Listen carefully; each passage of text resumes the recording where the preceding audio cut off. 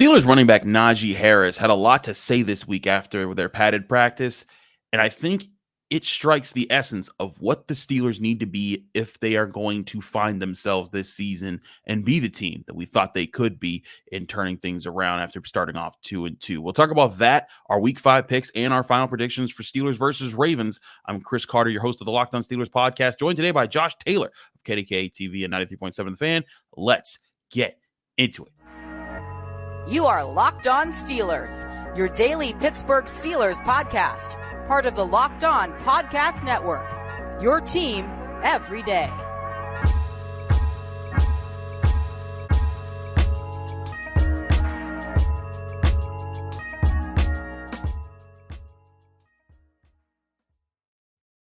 Hello, everyone, and welcome to the Locked On Steelers podcast. I'm your host, Chris Carter, bringing you your daily dose of all things on the Pittsburgh Steelers. As always, you can find the show on your favorite podcasting apps and on YouTube. Like this video if you enjoy it. Subscribe to this YouTube channel to get all of your daily Monday through Friday episode, as well as our bonus content. We thank you for making the Locked On Steelers podcast your first listen every day because we're your team every day.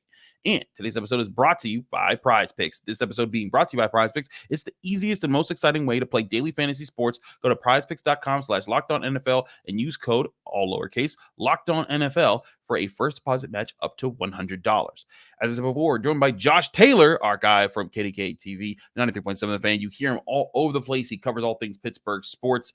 And Josh, the Steelers at 2-2 heading into this game, I wouldn't say this is a must win, but if they pulled it off, it'd be a really big one to start the season off 2-0 in your division, head into the bye 3-2. You'd be tied for first place in your division. You'd have the tiebreakers to be at the top of your division. And you know, as rocky as started you've been with two games where you lost 30-6 and 30-7, to be in this position will be a strong place.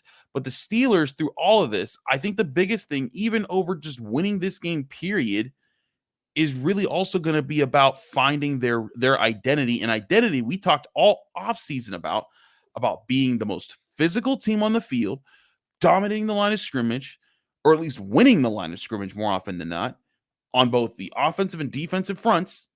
And that's not the Steelers team that we've seen in these first four games. They found a way to win 2 games out of 4, but in those games, they have not been just this overly dominant team that wins in the trenches and then builds everything off that like we thought they would be. I kind of went on a rant about this during Black and Gold post game after that loss Sunday against Houston, because I'm with you. And the thing is, we didn't have this discussion about the Steelers being a more physical team and, you know, the team to out physical the other side. We weren't the ones that initiated this discussion. This was a discussion, and this was a specific designation that came from the organization. This was a specific designation that came from the head coach. This was a specific designation that came from the general manager. This came after free agency and the draft and some of the moves that they made. We were under the impression, some of the trades that even moving a Kendrick Green and moving guys off that line and bringing new linemen in. This was a discussion that they opened the door to. So now we're not seeing that happen after 4 games, and everyone's asking the question, what's wrong with this team? I know they're not doing what they said they were going to do. I think that's the best place to start. So if you're going to try to figure that out, what better time than Ravens week? What better time to find your physical sea legs, if you will, than against a team that historically plays the most physical 2 games of your schedule every year? Probably notwithstanding San Francisco, because that might be in running for the top 3. But the point still stands. If you're going to try to figure out how physical you are, this will be the week that you test it out, and it'll be sink or swim, because to your point, if the Steelers win this game, yes, they now have 2 division wins, and they are tied for first place with Baltimore with the tiebreaker. However, if they lose, Baltimore now has 3 division wins, all of them on the road. Yep. And still with 3 division games left to play at home. If the Steelers win, they're in a good spot. If Baltimore wins, they're in the driver's seat moving forward, and not just ahead of the Steelers, ahead of all 3 teams with a lot of leverage left. And 12 games left to play in the season? This is why this is so pivotal. It's very pivotal, and I think the Steelers needed a wake-up call. I think that's why Mike Tomlin called for an extra padded practice. But after that practice, Naji Harris had a lot to say, both about the coaches and about the importance the team has to take in finding that identity again. I want y'all to listen to Naji Harris and how serious he sounded when we talked to him after the Steelers Wednesday practice. Here was Najee Harris. This week, Coach Tomlin was talking to us saying we want you guys to be more physical. That's true. Is there a certain personality that the offense has to play with, or a certain attitude maybe? I think the personality we need to play against is the mentality that we had last year against the Ravens, the last game, second to last game. I think that mentality is what we need to be. We did not play with that mentality last week, truthfully, to be honest with you guys.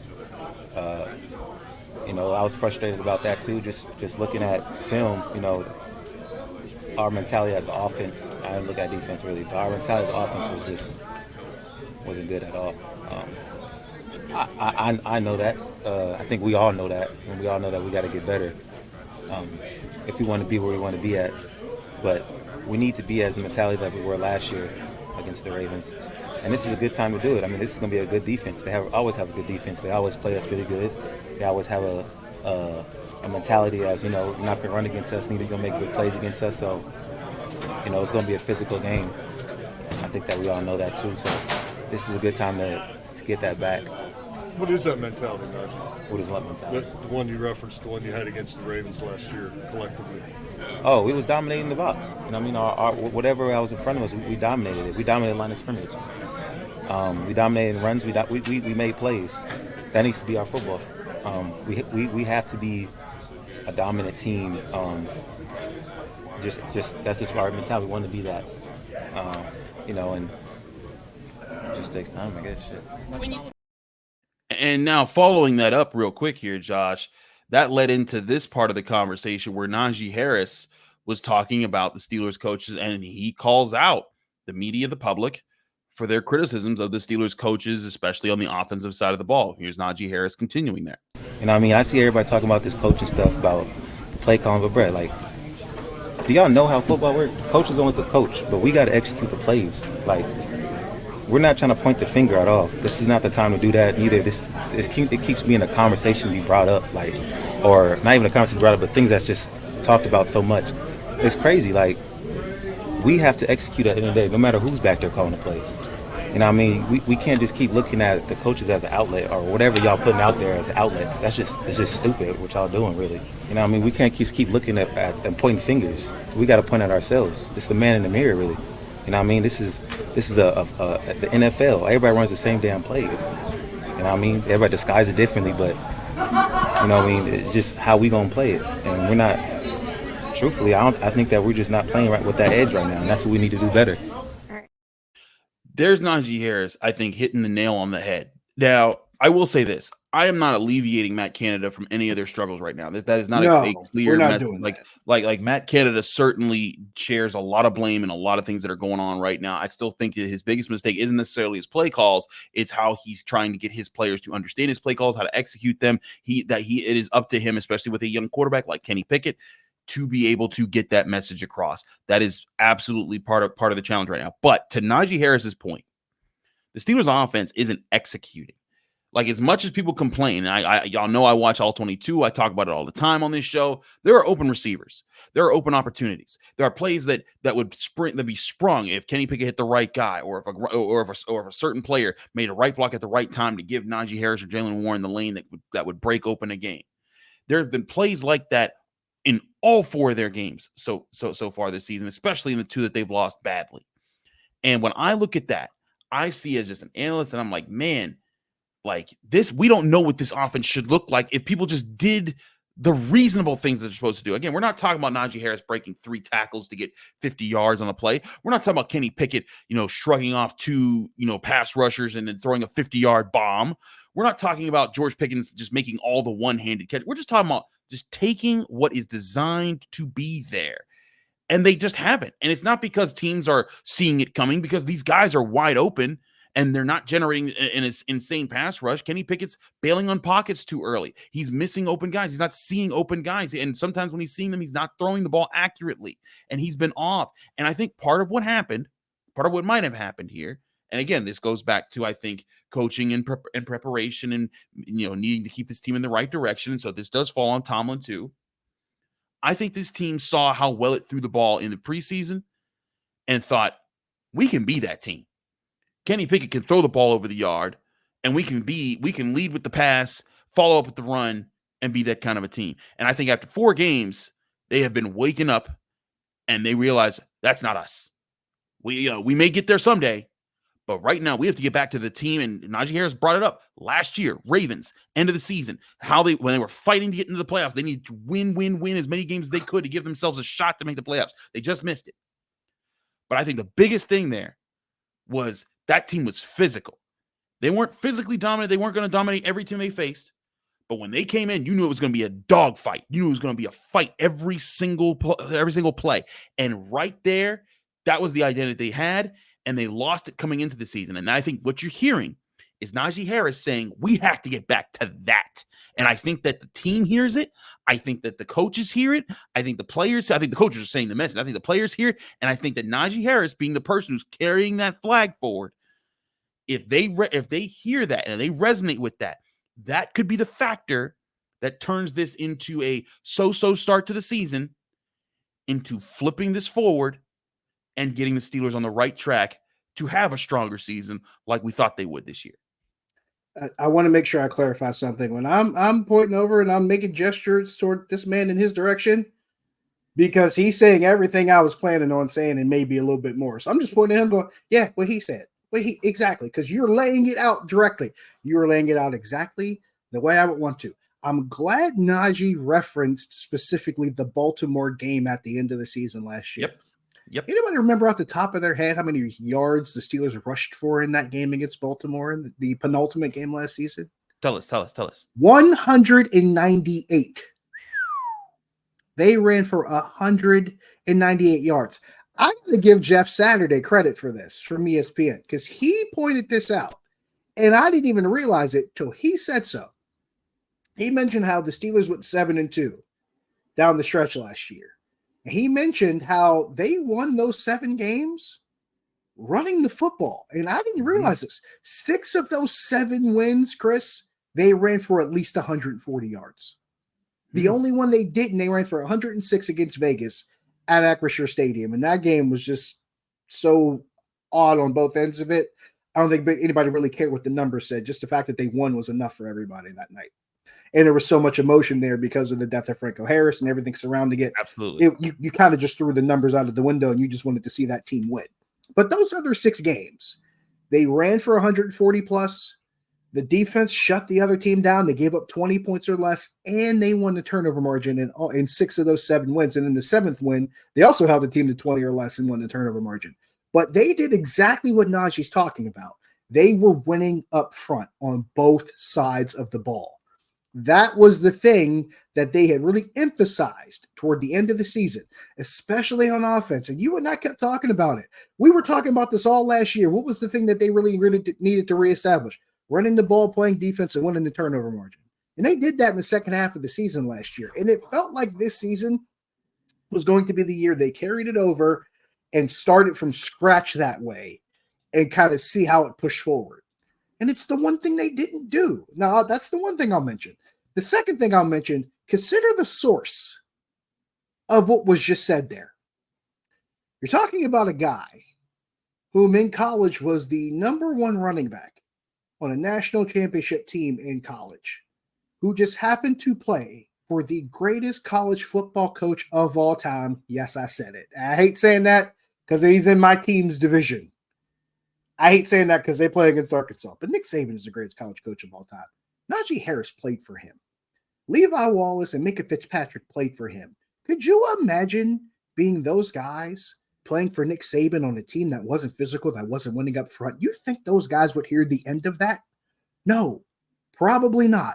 And I'm sure if there was ever a day, because I imagine it didn't last longer than a day or two, when those groups weren't being physical, I imagine Najee or Minka, whichever side of the ball they were on, they probably heard about it from Nick Saban because he harped on stuff like that because being physical is one of the most important tenets of winning football games in Nick Saban's estimation.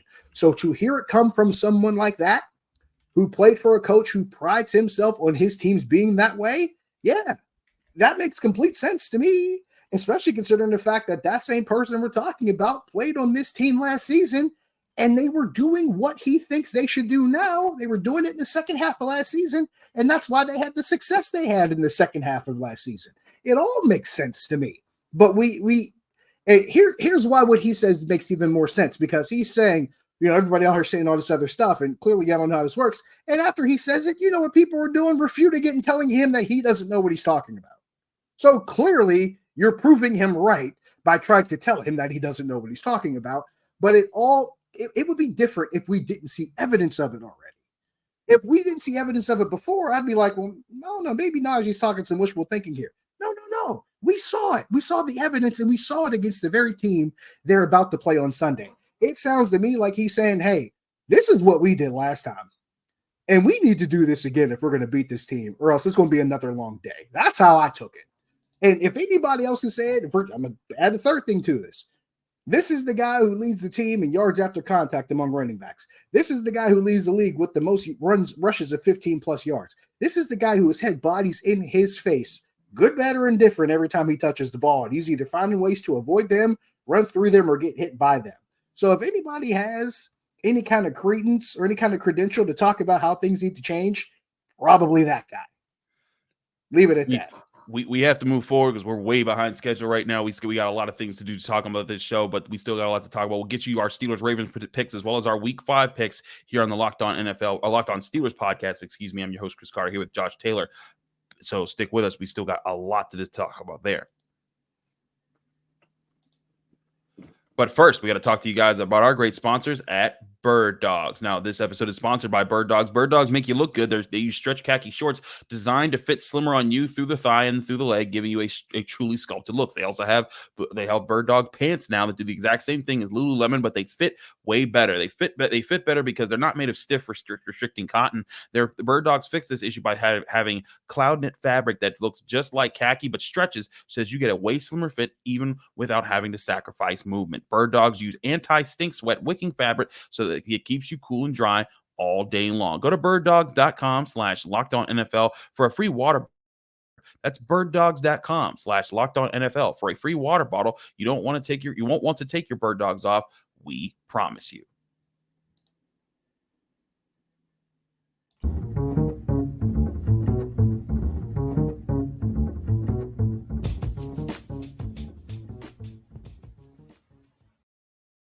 Back here on the Locked On Steelers podcast, I'm your host, Chris Carter, here with Josh Taylor, 93.7 The Fan, and KDK TV. We got to get right to our picks, Josh. We're way behind schedule because we spent way too much time on that opening topic. So we're going to run through these really fast and try to get you all our picks. Just an update. I'm 39-25 in our league right now. Jenna Hunter is one game ahead of me at 40-24, but we will keep it rolling with our picks here. And a reminder that all our picks, all the lines we're about to give you, come from our sponsor, FanDuel Sportsbook, the number one sportsbook in America. So let's start it off. We go to the game that everyone's going to be talking about Sunday morning in London. The Jaguars at the Bills. 5.5-point favorites the Bills are. I'm taking the Bills. They looked way too strong against the Dolphins, and I'm not wasting any time thinking about the Jaguars. What'd you say? The line was 5.5 for that Jaguars and Bills game? Yeah. I'm going to take the Jaguars to cover. Not to win, but the 5.5 is what sticks out to me. And there's something about Jacksonville playing in London that just makes sense. They tend to do well in London. They just played last week in London. Now they're playing again in London.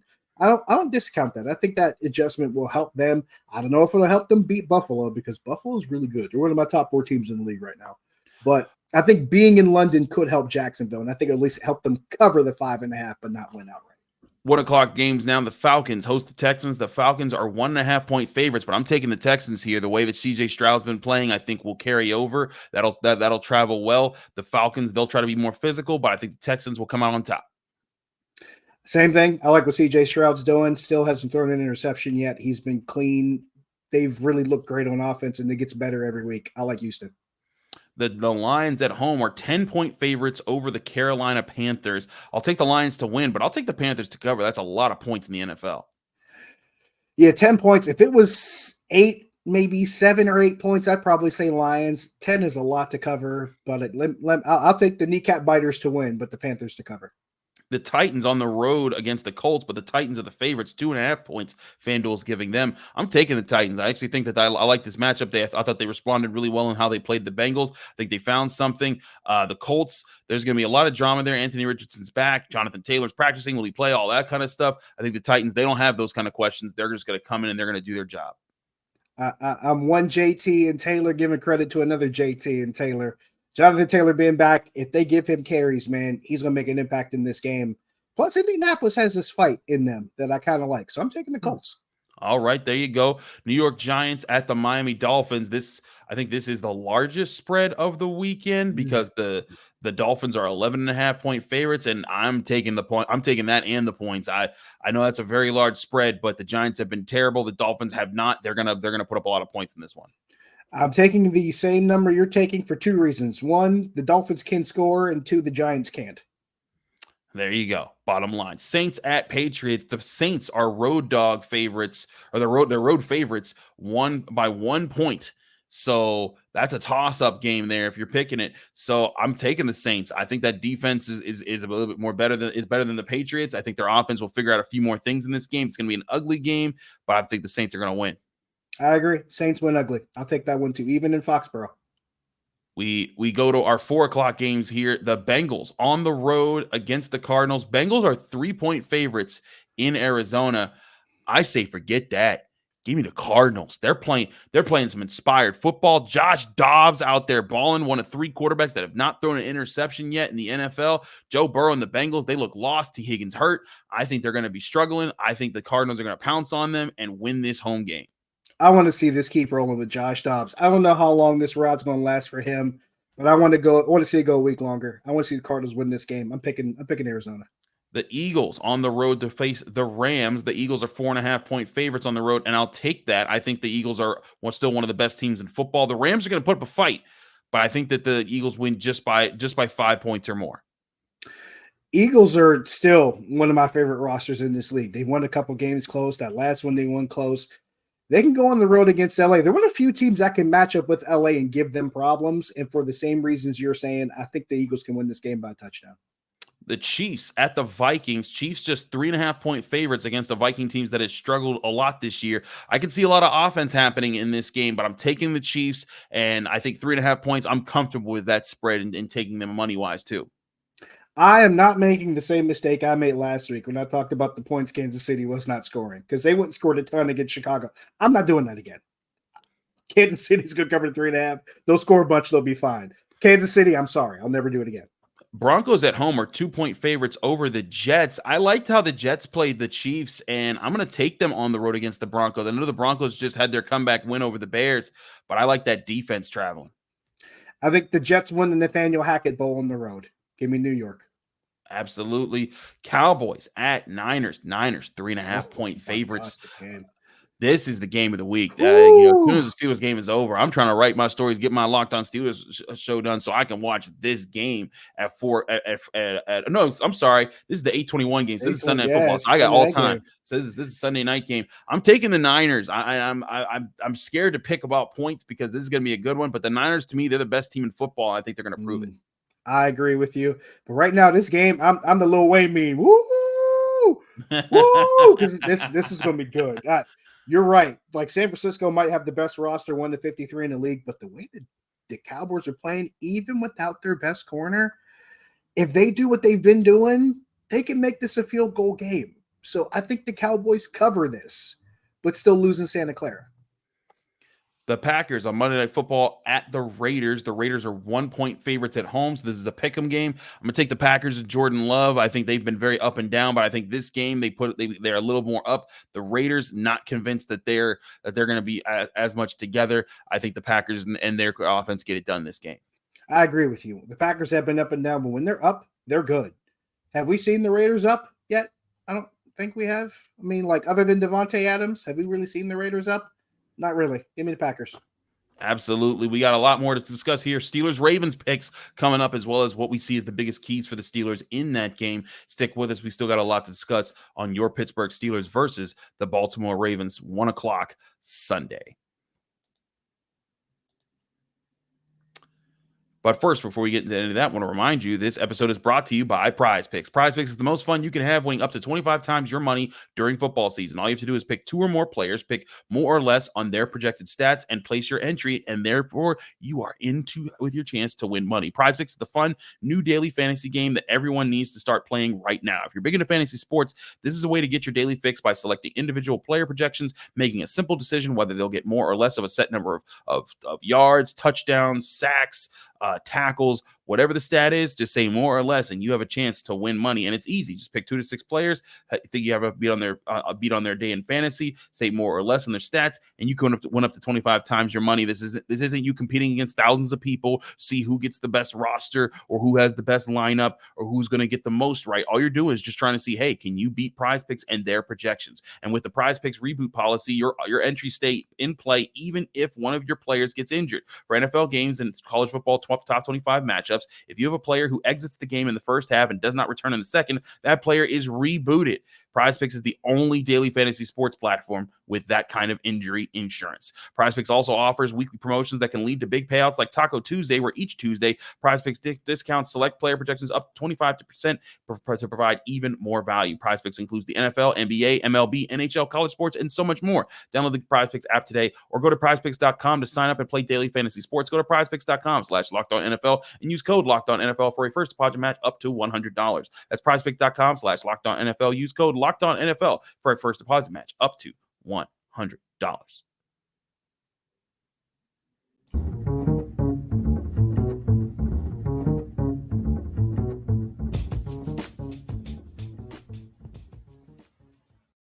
Back here in the Locked On Steelers podcast, I'm your host, Chris Carter, here with Josh Taylor of KDKA TV and 93.7 The Fan.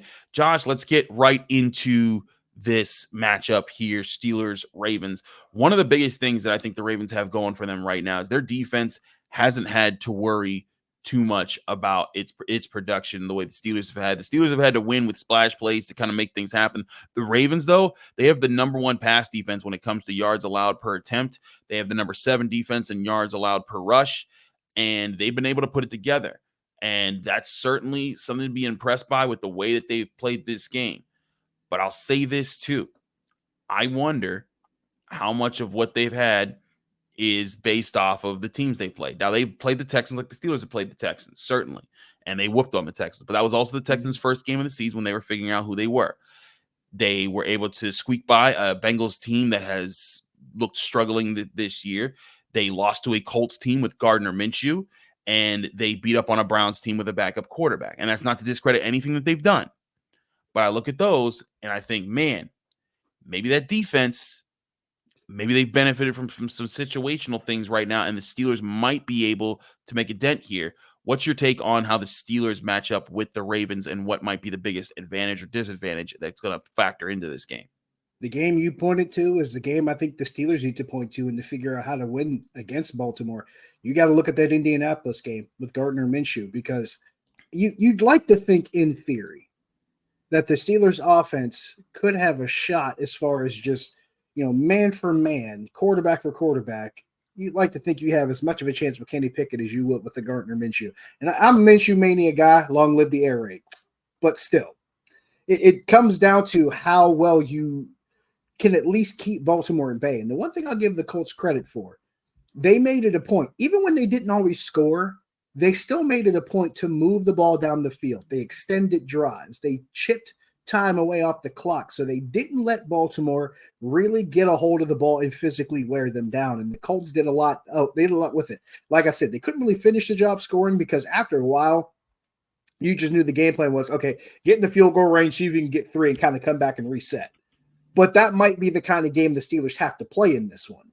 But if they're going to do that, they have to rely a lot on that run game. This is where what Naji Harris talked about is really important, because they are going to have to become a physical team. They will have to play strong up front. They will have to rely on that run game. And we saw in the second half against Houston what could happen when the run game is successful and how they can move the ball down the field, because the ability to at least extend drives and move the ball down the field looked a lot better in the second half of that Houston game when they were in the ball going up and through, near the end of the third quarter when everything fell apart. But it still comes back around to, can you at least move the ball well with the run game? Give Kenny Pickett some space and some time, extra time to throw, so maybe he doesn't get happy feet in that pocket, and allows him to get the ball out, whether in short yardage or intermediate or deep. I don't really care how you do it, but can you give him the space to do it, and can you use the run game to do it? And also, can you on defense, even if you can't get to Lamar Jackson, can you find a way to coax him into maybe one small mistake? Because he's throwing the ball a lot more confidently. Can you coax him into a mistake and force him to maybe turn the ball over? Because normally these games come down to who makes fewer mistakes, and the team that wins the turnover battle usually wins the game. I'm right with you. The path the Steelers have to win this game, they have to be the more physical team. They have to be a team that runs the ball better this game. They need to channel that energy that they had all last year. You go back to last year, like you said, in their last, 8 games that they had?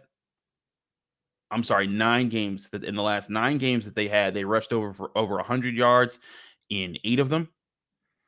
And they rushed for over 140 yards in 6 of them? 6 of them. And they won all 6.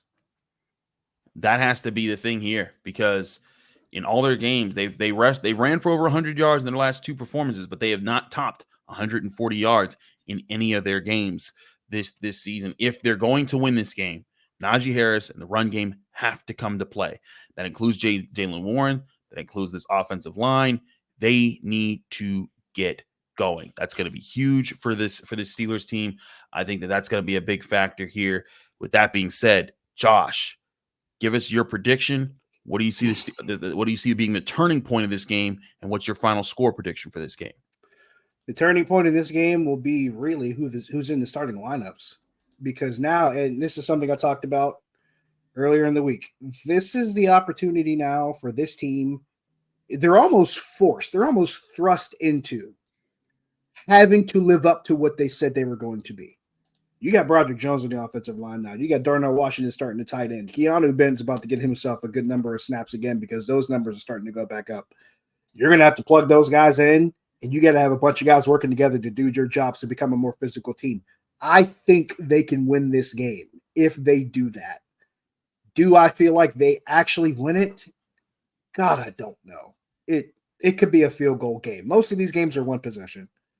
I feel like it's the same way. If you had to put a gun to my head, I think the Ravens were 4.5-point favorites in this game, if I'm not mistaken. I could see the Steelers covering it whether they win or lose.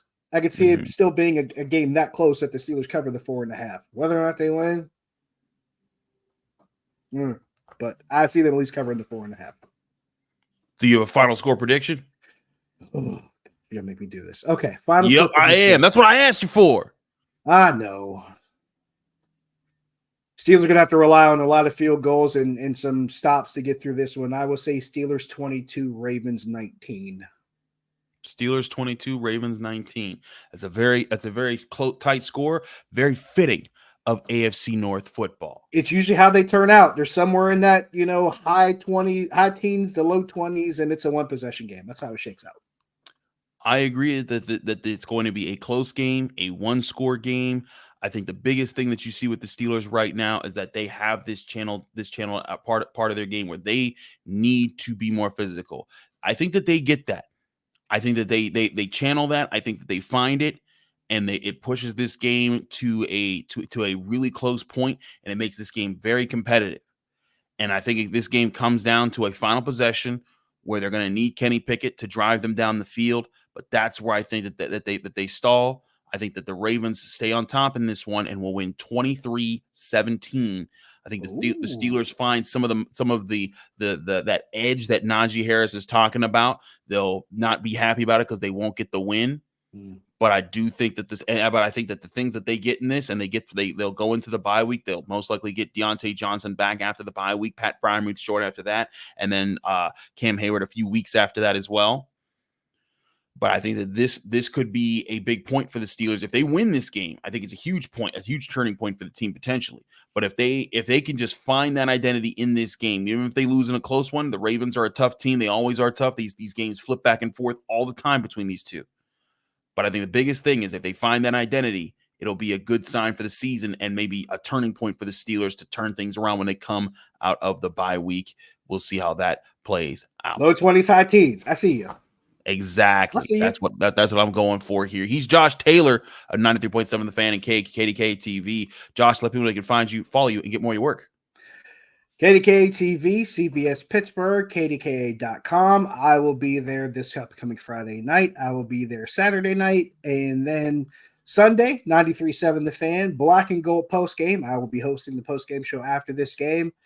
I look forward to your angry phone calls if it does not go the way we think it should go. So I will be on hand for that. Also, Fourth Down in the Steel City podcast, myself, Chris Mack, Greg Finley, our producer.